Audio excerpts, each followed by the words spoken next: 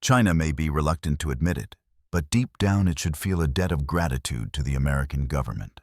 Without American intervention, it is feared that Japan's frenzied Zeros would have mercilessly ravaged the lands of China during World War II. Even before the devastating attack on Pearl Harbor, the P-26 Peashooter, the savior that the United States sent to China, protected the skies over Nanjing throughout the mid-1930s. On July 7, 1937, a gunshot at the Marco Polo Bridge near Beijing ignited the full-scale inferno of the Second Sino-Japanese War. The Japanese war machine ground forward with terrifying efficiency. Bloody Shanghai, where the Chinese army fought and died with incredible bravery. But the strategic prize was Nanking. To break the will of the Chinese government, the Imperial Japanese Navy Air Service was tasked with leveling the capital from the air. The morning of August 15, 1937, was hot and humid. In Nanking, the air raid sirens began their mournful, rising wail. It was a sound that would become the daily heartbeat of the besieged city. On the flight line at Zhurong Air Base, the tension was a physical thing, thick as the damp air. Ground crews working with a frantic precision, born of constant threat, pulled the chocks from the wheels of the Peashooters. Pilots, already sweating in their leather helmets and flight gear, sprinted from the ready room, stuffing maps into their jackets and exchanging last-minute grimaces that passed for encouragement. They were a mix of veterans from the internecine warlord conflicts and fresh-faced cadets barely out of flight school. But today they were equals in the face of the enemy. Their commander, Wang Panyang, a Sino-American volunteer from Seattle, stood near the makeshift control tower, binoculars pressed to his eyes, his knuckles white as he gripped the railing. He knew that every single one of the 11 planes warming up on the tarmac was a national treasure, and he was about to send them into a meat grinder. At 13:30, the reports from Nanking Air Defense Command confirmed their worst fears. A large formation of Japanese aircraft was approaching the capital. 20 Mitsubishi G3M bombers from the elite Kisarazu Kokutai, one of the most feared bomber units in the Aegean, were inbound. For the pilots of the 17th Squadron, this was not just another sortie, this was the ultimate test. At the Zhurong Air Base just outside the city, the pilots of the 17th Pursuit Squadron scrambled. Inside his cockpit, designated number 1703, Lieutenant John Wang went through his pre-flight ritual with practiced calm, his hands moving surely over the controls. He checked his fuel mixture, magnetos, and trim. A final glance at the instrument panel, oil pressure, steady temperature climbing. With a final hand signal to his crew chief, he pushed the throttle forward. The 600-horsepower Pratt & Whitney Wasp engine, a masterpiece of American engineering, responded with a deep, throaty cough that quickly settled into a deafening roar. The entire airframe of the P-26 vibrated around him, a living, breathing beast, eager for the fight. One by one, 8 of the precious Peashooters joined the chorus. The roar of 11 Pratt & Whitney Wasp engines shattered the morning quiet as the stubby Peashooters clawed their way into the sky. Among them was Lieutenant John Wang. He was a product of the very modernization China was fighting for, educated, bilingual, and burning with a patriot's fire. Gripping the controls of his Model 281, he led his flight section upwards towards the glint of silver in the high-altitude sun. The enemy formation was a chilling sight.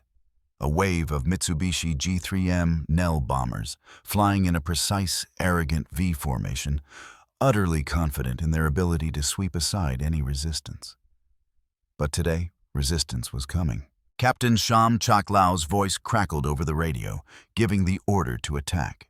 The Peashooters, having gained a slight altitude advantage, tipped over into a dive.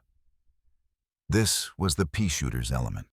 The aircraft's rugged construction, a marvel of semi-monocoque design, featuring aluminum bulkheads and skin, was built for exactly this kind of high-stress maneuver. The external wire bracing on the wings, a feature seen as obsolete by some, now proved its worth, lending the airframe immense strength as it sliced through the air. The wind screamed through its bracing wires, a high-pitched shriek that was the aircraft's battle cry. Gravity was its ally, pulling the heavy fighter down at a ferocious speed, a hurtling metal spear aimed at the heart of the bomber stream. John Wang locked his sights on a G3M at the edge of the formation. The Japanese gunners in the bomber's dorsal and ventral blisters swung their 7.7mm machine guns around spitting streams of tracer fire that zipped harmlessly past his cockpit. He held his nerve, the bomber growing larger and larger in his gun sight. At optimal range, his thumb squeezed the trigger on the control stick.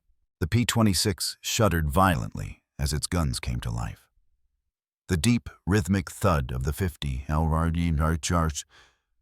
caliber contrasted with the frantic chatter of the 30 caliber, a deadly two-part harmony. A line of glittering tracers stitched its way across the G3M's port wing. For a moment, nothing happened. Then a flicker of orange appeared near the wing root. The 50 caliber armor-piercing incendiary rounds had done their job. They had punched through the thin aluminum skin and found the Japanese bomber's fuel tank. The flicker erupted into a torrent of fire. A thick plume of black smoke billowed from the stricken bomber. It began to fall away from the formation, its nose dipping into a lazy, uncontrolled spiral. John Wang pulled back on the stick, the G-forces pressing him into his seat as he climbed away, his engine roaring in triumph. Below him, the G3M plunged towards the earth, a funeral pyre trailing smoke across the sky. This victory was not an isolated incident. The Chinese pilots, demonstrating exceptional skill, specifically targeted the No. 4 aircraft in a Japanese Shotai formation that had previously bombed the Ta Shaochang airfield. Another pilot, Chun Chia-chu, claimed a G3M that crashed southeast of Nanking. The entire engagement was a stunning success. Of the 6 bombers in the flight, the Chinese attacked all 6 were shot down without a single loss to the 17th Squadron. It was a shocking blow to the Japanese, who had anticipated an easy bombing run. The unexpected resistance from modern all-metal fighters forced them to completely reconsider their strategy, leading to the introduction of the Mitsubishi A5M fighter as an escort on subsequent raids. On that day, over Nanking, John Wang had not only drawn first blood for his squadron, he had secured the world's first-ever air-to-air combat kill for the Boeing P26 Peashooter. But there was no time to celebrate, as the remaining bombers scattered their escorts pounced.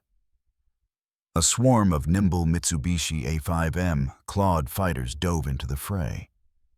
The real fight had just begun. This clash was historic in its own right, marking the first aerial dogfights in history between all-metal monoplane fighter aircraft. It was a showdown between 2 distinct design philosophies. A swirling, chaotic dogfight erupted across the sky. The Chinese pilots, following the brutal lessons taught by Chenot and other advisors, knew that turning with a Claude was suicide. Their survival depended on discipline and tactics. The doctrine was simple and savage: boom and zoom. A P-26 pilot would use his superior diving speed to plummet onto a Claude from above and behind. He had only a few seconds to line up a shot. Thump, thump, thump, brrr, a burst of gunfire. Then whether he hit or missed, he was to keep his speed up, zoom back up to altitude, and reset for another attack. The cardinal sin was to get slow and try to turn.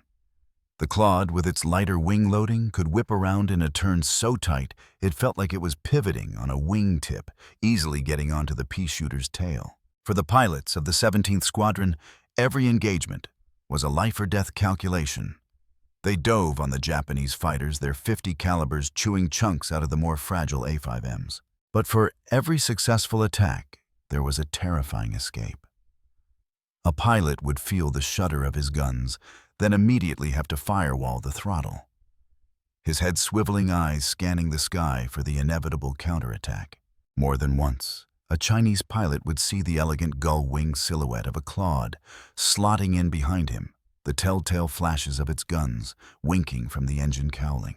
In those moments, only the P-26's rugged American construction saved them, absorbing hits that would have shredded a lesser aircraft as they dove for the safety of lower altitudes and friendly anti-aircraft fire. Day after day through the rest of August and into September, this brutal dance of death continued. The 11 Peashooters of the 17th Squadron flew sortie after sortie, often outnumbered 3 or 4 to 1. They were a fire brigade, racing to whatever part of the sky was burning hottest.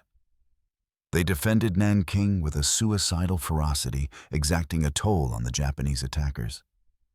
But the price was horrifically high. The war in the air was a war of attrition, and it was a war China was destined to lose. The Japanese industrial machine could churn out A5Ms and G3Ms by the hundreds. For China, every lost P-26 was an irreplaceable tragedy. A pilot killed in action was a devastating blow to a tiny, tight-knit corps.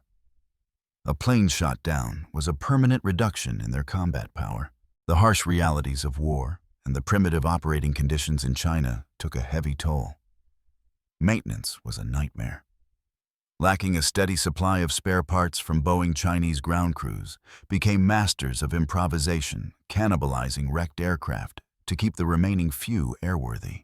An engine failure or a damaged wing spar, which would be a routine repair in the United States, often meant the permanent loss of an aircraft in China. By the time the Battle of Shanghai ended in November 1937, and the Japanese tightened their death grip on Nanking, the 17th Pursuit Squadron was a shadow of its former self.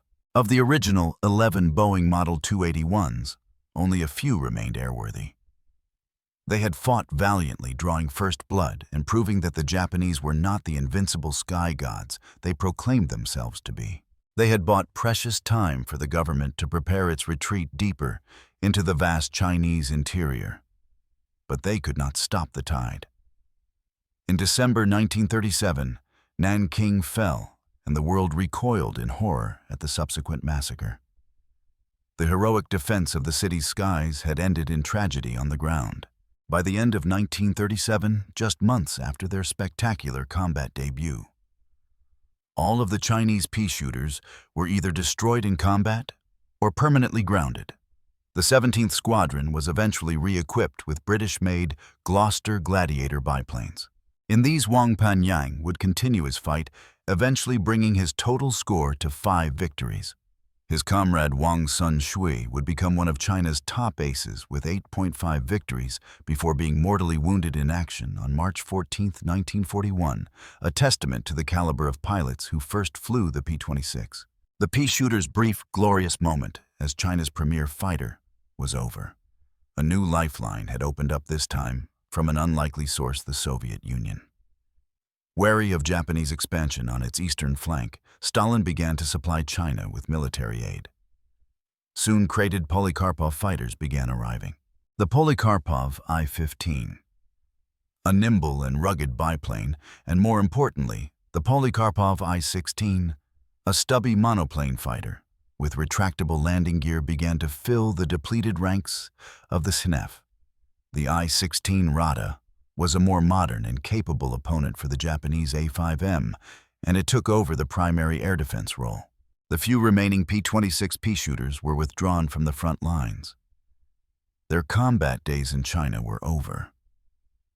They were relegated to training duties, their battle-scarred fuselages serving as classrooms for the next generation of Chinese pilots who would continue the long, brutal fight.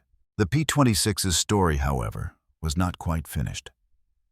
It would have one final, desperate curtain call again, facing the Empire of Japan, but this time in a different corner of the Pacific. 4 years later, on December 8, 1941, hours after the infamous attack on Pearl Harbor, the Japanese war machine descended upon the Philippines. By this time, the P-26 was considered a museum piece by the U.S. Army Air Forces, hopelessly outclassed by a new generation of fighters. The frontline American units in the Philippines were equipped with the more modern P-40 Warhawk.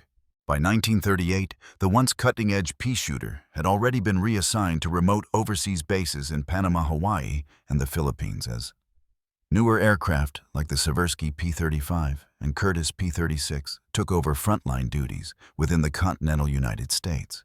When war erupted, U.S. fighter strength in the Philippines included 28 of these aging P-26s, with 12 operational under the 6th Pursuit Squadron of the newly formed Philippine Army Air Corps. Their arrival in the Philippines in the mid-1930s had caused a great deal of excitement as a young John Eisenhower, son of the future general, witnessed. Now these relics were about to face the ultimate test. But the fledgling Philippine Army Air Corps still had a handful of P-26s in its inventory. They were assigned to the 6th Pursuit Squadron. Their pilots were young, fiercely patriotic Filipinos, trained by American advisors, but equipped with relics. Their enemy was no longer the A5M Claude. It was its successor, a legend in its own right, the nigh invincible Mitsubishi A6M Zero. The Zero was faster, more agile, and more heavily armed than anything the P-26 could ever hope to be. The fight was on paper, a massacre waiting to happen. On December 12th, as Japanese bombers and Zeros swarmed over Batangas airfield, the Filipino pilots of the 6th Pursuit Squadron received their orders. They were to take off and fight. It was a suicide mission. Leading them was Captain Jesus Antonio Villamor. Just 2 days prior, on December 10th, Villamor's squadron had its baptism of fire over Zablan Field. The moment he took off, Villamor found himself relentlessly pursued by a Zero. In a brilliant display of defensive flying, he hugged the treetops of the Marikina Valley, even flying under high-tension wires to force his pursuer to break off. Then, in an act of stunning audacity, Villamor executed a sharp vertical left bank, intentionally stalling his aircraft. The maneuver perfectly positioned his guns for a head-on engagement with another Zero, resulting in the first confirmed kill by the Philippine Army Air Corps. What happened next was an act of pure, unadulterated courage. Villamor and his men gunned their engines and coaxed their obsolete Peashooters into the air, climbing to face an enemy that outnumbered them in every conceivable way.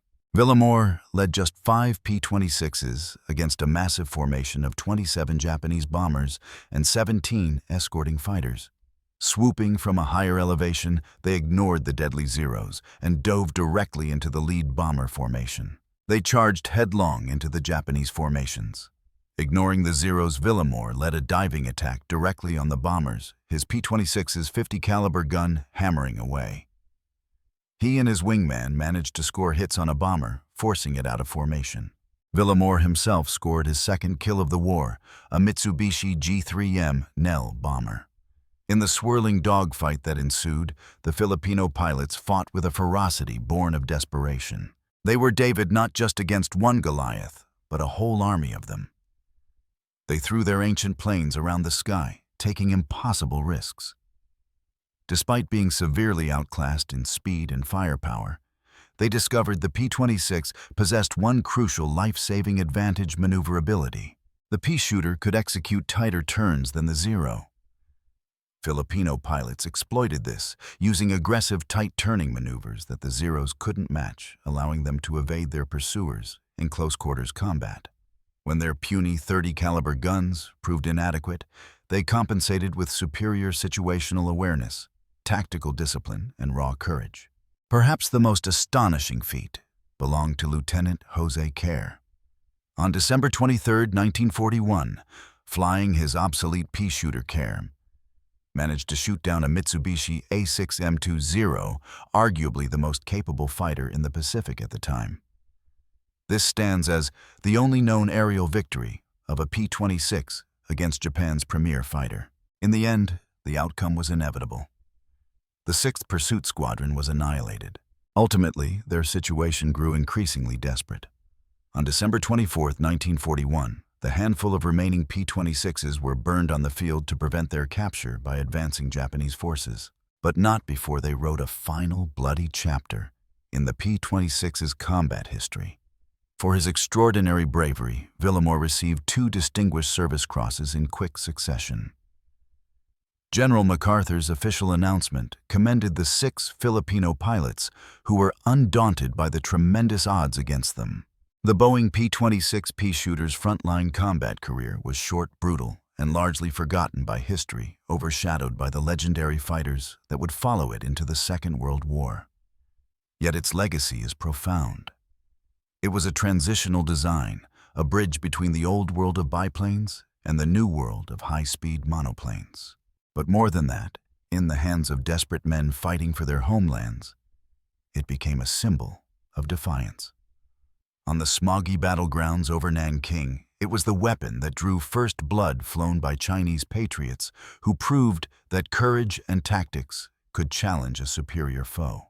And in its final moments over the Philippines, it was a testament to the fact that the spirit of a warrior is more important than the machine he flies. It was an American icon born in Seattle that earned its battle honors not for the stars and stripes, but for the flags of beleaguered allies on the far-flung front lines of a global war.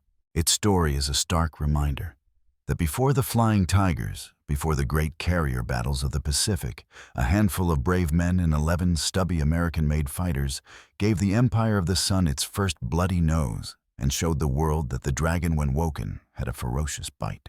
But why would the United States send P-26s to China, such a remote location? Let's go back to the mid-1930s. The 1930s were a decade walking on a razor's edge. In America, the Great Depression had humbled a nation, forcing it to look inward. In Europe, the jackboots of fascism were beginning their thunderous march. But halfway across the world, in the ancient land of China, the storm had already broken. It was a nation fractured, a sleeping giant groaning under the weight of a century of humiliation, torn apart by a brutal civil war between Chiang Kai-shek's nationalists and Mao Zedong's communists, and preyed upon by rapacious warlords. And from the east, the empire of the rising sun cast a long, dark shadow, its ambitions fueled by a divine mandate and an insatiable hunger for resources and glory. Generalissimo Chiang Kai-shek knew his army, though vast, was a cumbersome beast of infantry and outdated hardware. Against the disciplined modern war machine of Imperial Japan, it stood little chance in a conventional fight. His gaze and the counsel of his foreign advisors, including a sharp-tongued, visionary American flyer named Claire Lee Chennault, turned to the skies. Airpower, they believed, was the great equalizer. It was the swift, sharp spear that could strike at the heart of the Japanese behemoth. The greatest boost to Chinese air strength came from a 1936 fund drive celebrating Chiang Kai-shek's 50th birthday, which raised nearly $1 million USD. This money, combined with government funds, allowed the acquisition of the 10 Boeing P-26s that would soon prove their worth. The timing was critical, as Japan's aggression was escalating. But China had no spear. Its air force was a patchwork museum of obsolete biplanes and foreign cast-offs flown by pilots whose courage far outstripped their training. What China needed was a miracle. The United States gave China that miracle: the Boeing P-26 Peashooter. In 1933, the Boeing P-26 Peashooter was the absolute zenith of fighter aircraft technology. For a world still dominated by wood and fabric biplanes, the P-26 was a vision of the future. It was the U.S. Army Air Corps' first all-metal monoplane fighter, a stubby, aggressive-looking bird that bristled with innovation. Boeing's journey toward this revolutionary aircraft began in 1928, investigated monoplane designs. In September 1931, the company initiated the Model 248, designated XP-936 by the military, as a self-funded project. The U.S. Army Air Corps, strapped for cash during the Great Depression, supplied only engines, propellers, and instruments. This collaborative approach allowed development to proceed despite severe financial constraints. Construction moved at a remarkable speed, with engineers placed directly in the hangar where the prototype was being built. When parts were needed, they were designed on the spot and immediately fabricated. This efficient process enabled the first XP-936 to take flight on March 20, 1932, merely 9 weeks after design work began. Its fuselage was a semi-monocoque aluminum alloy structure, sleek and strong. Its single low-slung wing was braced by external wires, a holdover from the biplane era, but one that gave the aircraft immense structural integrity in a dive. Perched atop the fuselage was an open cockpit, exposing the pilot to the raw, exhilarating roar of the engine and the biting wind of high-altitude combat. Its most defining and ultimately fatal feature was its fixed landing gear, encased in streamlined trousers, or spats, that reduced drag but still represented a technological compromise. Although Boeing engineers initially envisioned including retractable landing gear, The Army insisted on wire-braced fixed gear to save weight. Military experts remained unconvinced that a single cantilevered wing could withstand combat stresses. American military pilots of the era also preferred open cockpits for better visibility and easier communication through hand signals, as reliable radio systems were not yet standard. These conservative requirements, born of caution and limited budgets, made the P-26 the last U.S. Army fighter to incorporate such obsolete features. The cockpit itself underwent a critical safety modification. Initially featuring a streamlined headrest, a fatal landing accident prompted a redesign. All P-26s were subsequently retrofitted with a taller reinforced headrest incorporating a roll bar structure, giving the aircraft its distinctive humpback appearance and providing crucial protection should the aircraft overturn on landing a real danger, given its high landing speed. Another significant innovation came in response to safety concerns. The P-26's initial landing speed of 82 mph was dangerously high for pilots transitioning from slower biplanes. Boeing responded by designing and installing landing flaps, the first ever installed on a production U.S. Army Air Corps Zero aircraft. This modification reduced landing speed to a more manageable 73 mph, a crucial improvement. Powering this beast was a 600-horsepower Pratt Whitney R1340-27 Wasp, a 9-cylinder air-cooled radial engine that could pull the Peashooter to a top speed of 234 miles per hour. While not blisteringly fast by later standards in 1937, it was a thoroughbred, but its real lethality lay in its armament. The standard P-26 carried a mismatched but deadly pair of machine guns synchronized to fire through the propeller arc, one 50 caliber M2 Browning and one 30 caliber M1919 Browning. The heavy 50 caliber gun was a monster, a cannon in fighter terms, capable of punching through engine blocks and light armor. The 30 caliber provided a higher rate of fire to saturate a target. This was a brawler's loadout designed for devastating close-range punches. The aircraft could also carry a light bomb load, either two 100-pound bombs or five 31-pound anti-personnel bombs, giving it a modest ground attack capability that would see use in its later service in the Panama Canal Zone. To the desperate Chinese Nationalist Air Force, the P-26 was more than a plane. It was a symbol of hope. In 1936, they placed an order for 11 units of the export version designated the Boeing Model 281. 11 fighters, a pathetically small number to defend a nation of 400 million people. But these 11 planes were the sharpest instruments in China's arsenal. Upon arrival, they were immediately assigned to the elite 17th Pursuit Squadron of the 3rd Pursuit Group under the command of Captain Sham Chak Lao. Their sacred and seemingly impossible duty: defend the skies over the capital city Nanking. They would not have to wait long. Their adversary was the Imperial Japanese Navy's Air Arm, a force forged in the crucible of the Bushido Code. Their pilots were among the best trained in the world, fanatically dedicated and seasoned by years of conflict in Manchuria. They flew aircraft that were a perfect reflection of their philosophy. Their primary bomber was the Mitsubishi G3M, dubbed Nell by the Allies later. It was a long-range twin-engine bomber, a silver cigar of death that could carry a 160-pound bomb load or a single torpedo deep into enemy territory. Protecting these bombers was the Mitsubishi A5M, later codenamed Claude. The A5M was the P-26's direct rival, and in many ways its polar opposite. Where the Peashooter was a rugged, heavy-hitting brawler, the Claude was a graceful, nimble duelist. It was lighter, with an exceptional rate of climb and a turning circle that could leave the P-26 spinning in circles. The A5M was a fencer's rapier to the P-26's broadsword. Armed with just two 7.7mm machine guns, it couldn't match the Peashooter's punch, but in the hands of a skilled Japanese pilot, it could dance circles around its American-made foe, waiting for the perfect moment to strike. The stage was set. 11 American-made brawlers flown by, determined but inexperienced Chinese pilots, against a swelling tide of Japanese duelists and heavy bombers. And thus, the war for the soul of China was on, as we said above.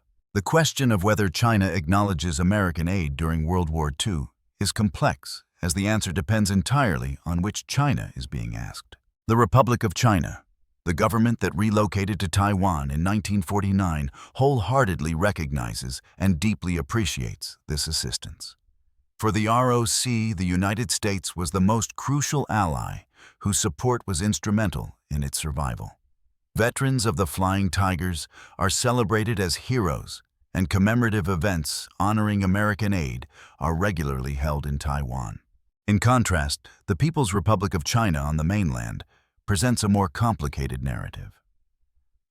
Following the communist victory in 1949 and subsequent ideological conflicts like the Korean War, official history was rewritten. For decades, the role of the United States was largely downplayed or ignored in textbooks and state propaganda.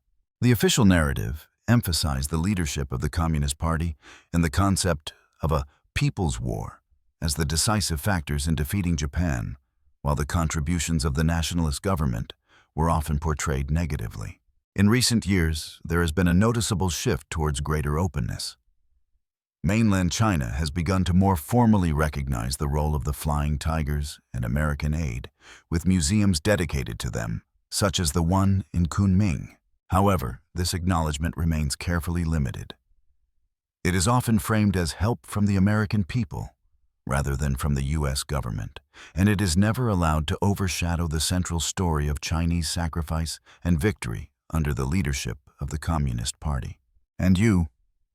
What do you think about this issue? Leave a comment below. Thanks for watching and see you tomorrow. Maybe it will be a bomber or some great battle with a great aircraft in the past.